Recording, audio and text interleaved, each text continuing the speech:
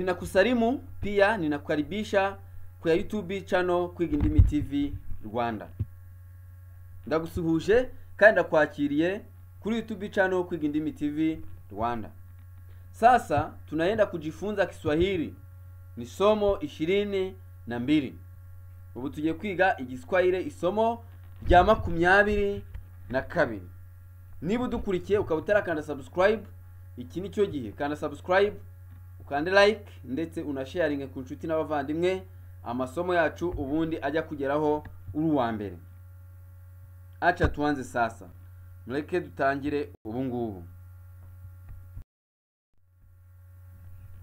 Tunaendelea na kuona maneno tofauti tunayotumia katika maisha ya kila siku. Dukomeje turebera hamwe amagambo atandukanye, maneno tofauti dukoresha tunayotumia katika maisha ya kila siku mu buzima bwa buri munsi. Hapa tuna neno baba. Baba ivuga papa. Baba. Hapa tuna mfano katika sentensi dufite urugero mu nteruro. Unaweza kusema huyu ni baba yangu haswa. Iyo twongeyeho haswa ubuvuze ngo wanjye mbyara. Uyu ni papa wanjye nyawe cyangwa se uyu ni papa wanjye umbyara. Huyu ni baba yangu haswa. Hapa tuna kubadili. Kubadili ni uguhindura. Kubadili guhindura.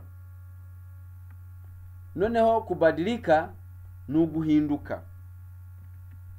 Kubadilika guhinduka. Hapa tuna kubadilia. Kubadilia ni uguhindurira. Guhindurira, kubadilia. Kubadiliwa, guhindurirwa. Guhindurirwa tuvuga kubadiliwa. Kubadili guhindura. Kubadilika guhinduka. Kubadilia guhindurira. Kubadiliwa guhindurirwa. Tuendelee. Hapa tuna neno kuacha. Kuacha kureka. Hapa tuna mwaka. Mwaka ni umwaka. Hapa tuna ndiyo. Iyo umuntu akubajije nk'ikintu cyangwa akubwiye ikintu ukavuga uti ndiyo wawemeye, nko kuvuga yego. Hapa tuna jana. Jana ejo hashize. Jana. Hapa tuna hapana. Iyo umuntu akubwiye ibintu ukavuga uti hapana uhakanye, uravuze uti oya guhakana. Hapana. Hapa tuna labda. Labda bivuga ahari. Ni hahandi ubutarishwa ku kintu. Ushobora kubaza umuntu uti ese runaka ararwaye, akavuga ati labda anagonjwa. Ahari ararwaye. Bivuze ngo ntabwo byizeye neza, ntabwo bizi neza 100%. Labda ahari. Hapa tuna sasa. Sasa bivuga ubu. Sasa. Sasa tunajifunza Kiswahili. Ubu turi kwiga Igiswahili. Sasa tunajifunza Kiswahili. Ubu turi kumva, turi kwiga Igiswahili. Tuendelee. Baadaye. Baadaye bivuga nyuma cyangwa se hanyuma. Hapa tuna maisha marefu. Iyo tuvuze maisha ni ubuzima, marefu ubwo ni ubuzima burebure. Maisha marefu. Noneho washaka kubwira umuntu ko nta kibazo ukamubwira uti hakuna matata. Hakuna matata. Nta kibazo. hakuna matata. Iyo ushatse kubwira umuntu ko uhaze uramubwira uti nimeshiba. Kushiba no guhaga. Nimeshiba nahaze. Waba ushaka kuvuga ngo nshaka, ukavuga uti nataka, ugashyiraho icyo ushaka. Unaweza kusema nataka chakula. Nshaka icyo kurya. Aha mwabonye kwanditse nataka, kandi hari somo nabigishijemo ko tuvuga ngo ni nataka.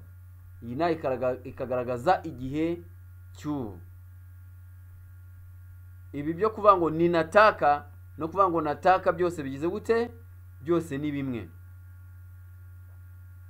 Ariko iyi nataka akenshi tuyikoresha iyo tuvuga kurusha kwandika. Twaba twandika tugakoresha cyane ni nataka.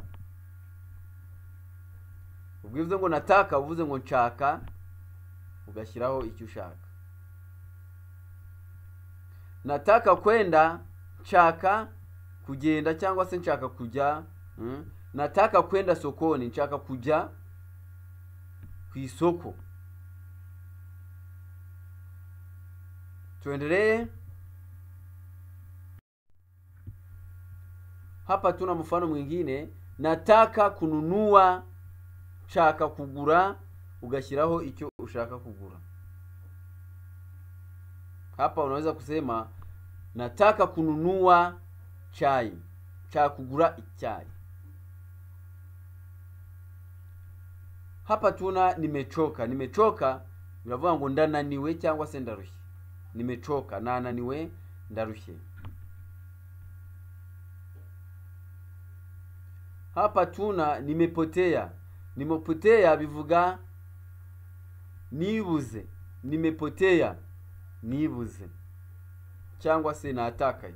Hari igihe umuntu akubwira ibintu ukumva wapi nta gitekerezo ubifiteho, nta kintu biziho, ukumva ameze nko kugurisha.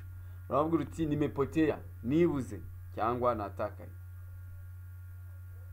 Iyo ushaka kuvuga ko ibintu utabizi cyangwa ushaka guhakana ko utazi ibintu, uravuga uti sijui. Sijui bivuga simbizi. Hapa tuna neno sifahamu.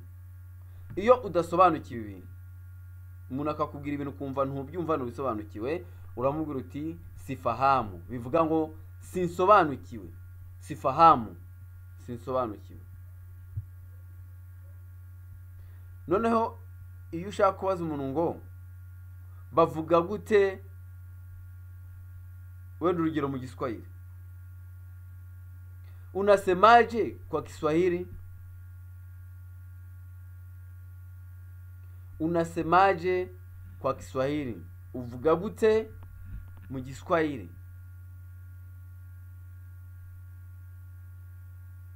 Unasemaje ugashyira icyo kintu uvuga kwa Kiswahili, uvuga gute mu Kiswahili? Unaweza kusema unasemaje kompyuta kwa Kiswahili, uvuga gute kompyuta mu Kiswahili? Tuendelee. Hapa tuna pamoja kwa lengo moja. Iyo ushatse kuvuga ngo twese hamwe intego imwe, tuzavuga tuti pamoja kwa lengo moja. Lengo ni intego. Twese hamwe intego imwe. Pamoja kwa lengo moja. Iyo ushaka kubaza umuntu izina, uzamaza uti jina lako ni nani? Au jina lako nani? Nagasubiza ati jina langu ni, ugashyira izina ryawe. Jina lako nani? Hapa tuna neno unatoka wapi? Uturukahe, au ushaka kumenya aho umuntu aturuka. Unatoka wapi? Uturukahe. None agasubiza atangira ati ninatoka nturuka, ugahita ushyira ahantu aho uturuka. Ninatoka Kigali, nturuka Kigali. Mfano, urugero. una miaka mingapi? Ufite imyaka ingahe? Una miaka mingapi? Ufite imyaka ingahe? Agasubiza agatangira ati nina miaka, mfite imyaka 20. Urugero 20, 20. Nina miaka 20, mfite imyaka 20. Noneho yabashaka kugira ko yishimiye kukubona cyasegura nawe akavuga ati nina furaha kukutana nawe. Nina furaha kukutana nawe. Nishimiye guhura nawe. Nina furaha kukutana nawe. Nishimiye guhura nawe. Tuendelee. Hapa tuna baadaye. Tugaruke kuri baadaye. Tukagira urugero. Tutaonana baadaye. Turabonana hanyuma. Tutaonana baadaye. Turabonana hanyuma. Cyangwa se turabonana nyuma. Hapa tuna siku njema. Yubwi umuntu uti siku njema, umubwira uti umunsi mwiza. Siku njema. Hapa jioni njema. Jioni njema, umugoroba mwiza. Jioni njema. Hapa tuna usiku mwema. Iyo tumubwiye ngo usiku mwema, ijoro ryiza. Usiku ni ijoro. Usiku mwema, ijoro ryiza. Hapa tuna lala salama. Iyo ushaka kumwifuriza ijoro ryiza, urare neza, uramubwira uti lala salama, urare neza. Waba ushaka kumubaza izina ukamubwira uti unaitwa nani? Cyangwa se jina lako nani? Witwa nde? Nawe agasubiza ati ninayitwa Pierre. Nitwa Pierre. Urugero, anshyizeho Pierre naho hari ariko n'urugero. Wowe uzashyiraho izina ryawe. Ninayitwa Pierre bivuga ngo nitwa Pierre.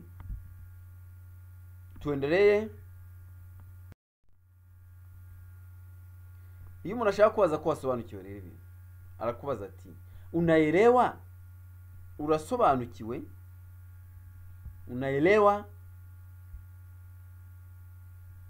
Noneho yajya gusubiza akavuga ati naelewa. Ndasobanukiwe. Naelewa. Waba udasobanukiwe ukavuga uti sielewi, sinsobanukiwe. Sielewi. Iyo ushaka kwifuriza umuntu urugendo rwiza, uramubwira uti safari njema. Urugendo rwiza, safari njema. Barabara bivuga umuhanda. Barabara, umuhanda. Ushaka kubaza umuntu ahari niba ari mu nzira, uzavuga uti uko njiani? Uri mu nzira. Hano dufite ijambo njia, iyo twongeyeho ni ivugamo.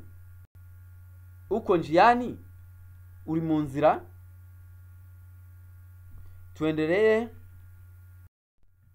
Arasubiza ati niko njiani, ndi mu nzira. Niko njiani, ndi mu nzira. Hapa tuna neno musada. Musada, ubufasha. Nibwo twita musada, ubufasha. Mfano hapa, naomba musada. Ndasaba ubufasha. Naomba musada. Ndasaba iki? Ubufasha. Iyo ushatse kuvuga ko wagize impanuka, uravuga uti nimepata ajali. Ajali ni impanuka. Nimepata ajali, nagize impanuka. Nimepata ajali. Washaka kuvugaho polisi ikorera, ukavuga uti kituo cha polisi. Kituo cha polisi. Aho polisi ikorera niho twita kituo cha polisi.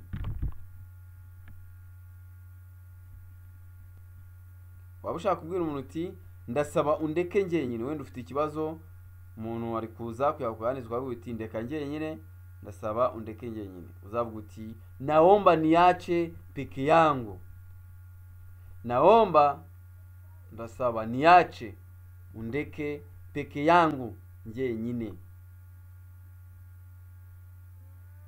Tuendelee. Hapa tuna subscribe, like, share and comment. Bivuze iki rero? Niba udukurikira kuri chaîne yacu ya YouTube Kwiga Indimi TV Rwanda, ugomba gukora subscribe niba utarayikora, ugakora like, ugasharinga, gusangiza amasomo yacu inshuti zawe, ndetse ugashyiraho na comment ukatubwira uko bimeze, uko amasomo uri kuyakira. Asante sana.